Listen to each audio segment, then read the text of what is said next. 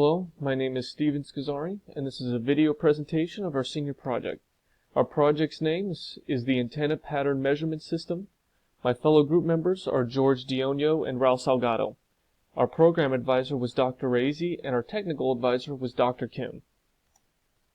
So, before I get into what we accomplished in our project, I'd like to talk about some of the important aspects we took into consideration before attempting this project. The first being we had to apply concepts from both fields of computer and electrical engineering. On the computer side, we had to apply some computer programming, while on the electrical side, we had to include some PCB board design as well as antenna design. A second aspect was that we realized that the radio frequency field of engineering is growing at a rapid pace. As everyone knows, for example, most household routers operate at around 2.4 gigahertz, which is considered an ultra-high frequency. This is becoming very common in all normal day activities. In addition to that, wireless telecommunication has forced technology to operate on faster frequencies. Another example of this could be your cell phone. Most cell phones operate on at least 4 different types of frequencies, all ranging from the high megahertz into the gigahertz range. And lastly, we had to understand how narrow beam equipment interact with its receiver. In our case, our narrow beam equipment would be our Yagi antenna. These antennas are highly directional, and we need to understand how these highly directional antennas interface and interact with high frequency signals. Alright, so our first objective was to design multiple Yagi antennae to operate on 2.4 gigahertz.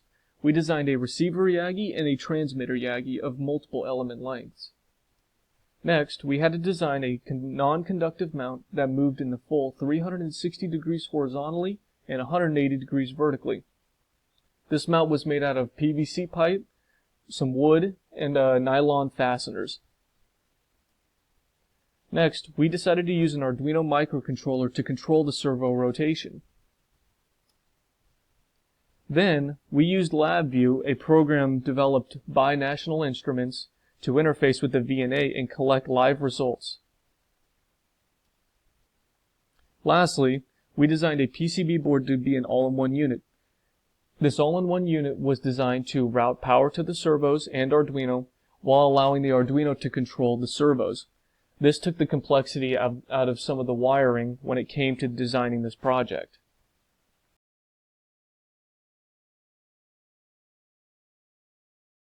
So before I show a live video of the antenna that we built and that we're using for a project, I'd like to talk about a piece of software that we use to help model the performance of our antenna. This program is called FICO, and what you do is you build the antenna in there and you can simulate the performance, whether it be gain or get Smith charts, basically gather a lot of useful information. So the antenna I built and modeled in here is called A1. This is our receiver Yagi antenna. Let me load it. And so this is to spec our Yagi antenna. All the distances between the directors here are the correct inches. The length of the directors, including going all the way to our driven element and our reflector.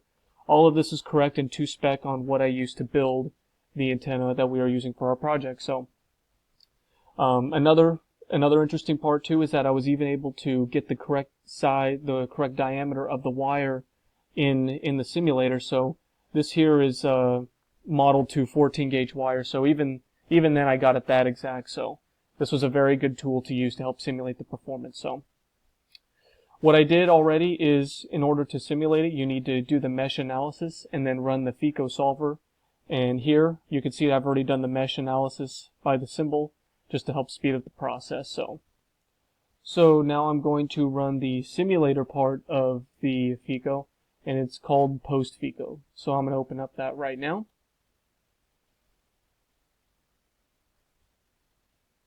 And so here is our antenna. As you can see, the antenna was loaded successfully into the simulator.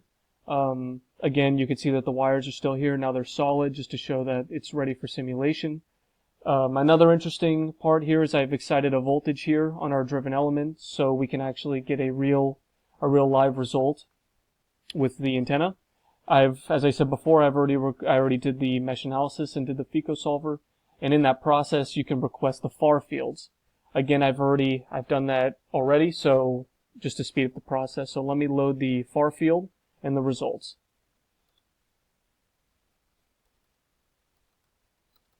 There we go.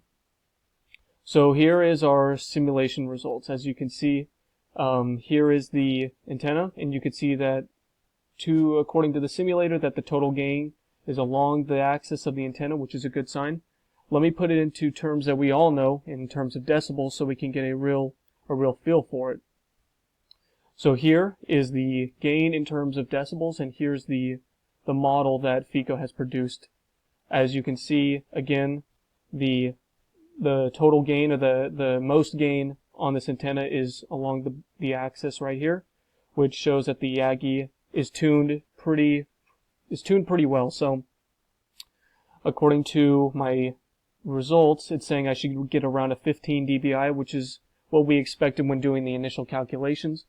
On the sides, you could see that there's green, and there's a little bit of lobe here, indicating that it could use a little refinement, but however, it's still good for a first antenna design. So you can see here that the green represents maybe around a 0, maybe to a -2 or -3. So we're getting a little, you could get a little interference here, not as, you want to eliminate as much as possible. You want all your gain and everything that you want to look at along the length of this boom here. So another important aspect to the Yagi antenna is something called the front to back ratio. And according to the simulator, on the back side where the reflector is, you could get it. There's a little bit of reception here. It looks like a little off yellow, which could probably be around maybe 3 to 4 dBi. So again, you're not getting full elimination of interference, but it definitely has suppressed it to where you could still use it and get decent results. So now I'm going to show a video of our real antenna that we've been using for our project.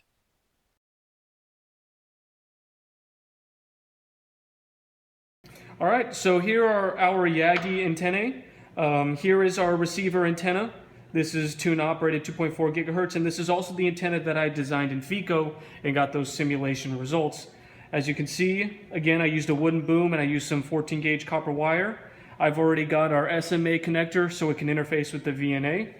Next, here is our transmitter antenna. This is a much larger antenna. Again, same wooden boom, same diameter. Again, another 14 gauge copper wire. And this one is also set up with our SMA wire to communicate with the VNA.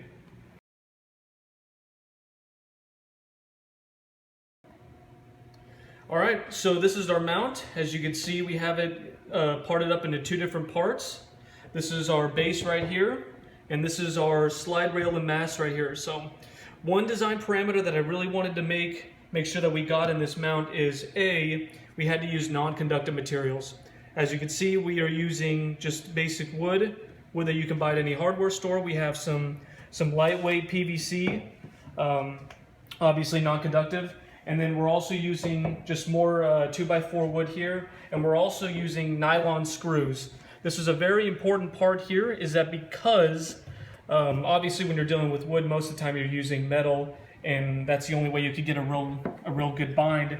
However, I've discovered that they manufactured nylon screws and bolts, and that's what I decided to use because it's non-metallic and non-conductive. As you can see, on the top I have the screw, and here's the nuts. So as you can see, it's really easy to disconnect, and that's another part of the mount design that I really wanted to make pronounced, and that's make it modular. Basically, if you needed to replace something, or if you needed to change something out because it broke, or the design isn't good enough, you could just take it out and swap it out, and it'd be ready to go. So here I just used some 2x4s for the legs. It's a very sturdy system, and it definitely keeps the mount in place without moving. Here we have our servo. This is our 360-degree servo, mounted here with screws. Unfortunately, I wanted to use a manufacturer like a plastic bracket. However, when I did, it still wasn't strong enough. So after speaking to Dr. Kim, he said that just using these brass screws here will be fine. So moving over to our second part here, this is our mast and slide rail. As I said before, this mast here is made out of a lightweight. It's a low pressure PVC, so it's pretty lightweight as compared to your standard issue PVC. And Up top, as you can see, here is our 180 degree servo. I have a little mounting piece of wood here just to help offset the Yagi antenna a little bit and give it some distance to make it easier to mount. So another parameter for this project was to design it using a slide rail. And as you can see, this is our slide rail, which will give us around 8 to 10 inches of slide rail. So this allows us to account for if you're using more than just a Yagi antenna, if you're using a larger width antenna, so you can keep it centered on the mount and keep it all in line with everything. So here, and this is I call it like a quick disconnect fitting. This is how we are able to part out and basically break down the mount without having to fully take it apart. So again, made out of wood. This is a piece of cabinet actually. This is a cabinet slide rail, so that's how we were able to make it a non-conductive slide rail and have it still move. So again, I used some nylon fasteners here, so if you wanted to either add a larger slide rail or change it out, if it breaks or something, you can just unscrew these, pop it out, take this out, and you're off and rolling. So just to show real quick how it connects and disconnects, I'll just do a quick demo.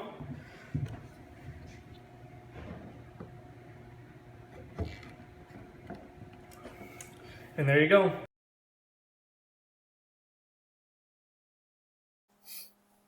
Hello, my name is Raul Salgado. I'll be talking about my PCB design. We'll be taking a look first at the schematic. Looking at the schematic here, we have the Arduino chip with the pin layout, and they did this so that we could just pop off the chip and pop it onto the PCB and have our voltage regulating circuit, all powered by one power source feeding two IC chips. IC1 is a 7806 IC chip. It's a 6-volt voltage regulator. It'll be fed by 9 volts at VCC, and that will also feed our 7805 IC2 chip. And this 5-volt source will be used to power our Arduino chip. And here we have pins 15 and 16 correspond to PWM9 and PWM10 on the Arduino chip, and they will be the PWM used for the servo control. Moving on to the board, here we have the pin layout and all the connections necessary. The board is approximately 2.5 by 2.5 inches, and it will be what will be used to power up our servers and our Arduino chip through the use of one voltage source. So here we have our finished PCB. Over here we have our 2 voltage regulators. This one here is our 7806. It will be the one used to power up the servos that'll be connected over here. These 3 pins are for the elevation servo. These 3 pins are for the azimuth servo. Going back to the other voltage regulator, this is our 7805. That'll power up the Arduino microchip, and which will be connected to these header pins over here. And here I have the chip programmed so that we can power and control the servos, the servo rotation, all on one board. And we added some input and output capacitors, and over here is where our single voltage source will be connected to. Hello, my name is Dionio. My job for this project is to work with the software. We have 2 softwares that we're working with. One is the Arduino, the other is LabVIEW. And so for the Arduino, the job of the Arduino is to control 2 servos. They're both 180 degree servo. This program right here, what it does is, well, first we're using the servo header file. It comes with Arduino. And this program, it has 2 loops. Each loop corresponds to a servo. Both loops start from 0 to 180 degrees. and they correspond to the angles of the servo. Alright, so this is our LabVIEW code. The LabVIEW, what it does is it controls the VNA remotely. Right here, this is controls the number of points we want to sample. Each point of sample represents an angle in the overall scheme. We have 32,400 points to sample. So if I wanted 32,400 points, you just type it in there. Right here, this just shows live data from our previous run. This is 2,000 points. It goes all the way from 0 to 999, then skips out few, and then shows the last point. That's not really important though, but we could save it as a text file. I'll show you that later. So we're only measuring 2.4 gigahertz, and right here the number of points doesn't really matter. I have it set to 11 points because how LabVIEW takes in data. If I set it to 3, it kind of obscures the data. Right here is a graph. It represents the S parameter S21. We only need S21 according to Dr. Kim, and we have to set it to either Smith chart or polar chart. Okay, so this is the block diagram for our LabVIEW code. What you previously saw was the front panel. That's just a nice human UI interface. So in here, this is where LabVIEW collects the data and transmits it to the graph. This is also where it collects the data and it turns the a table into a single cluster and extract the two values in here. This thing is inside a loop. The loop, as you previously saw, could go up to 32,400. We could control it. So in here it spits out strings. It converts numbers into strings, and then the strings is turned into a table by these two, and then saved into a text file.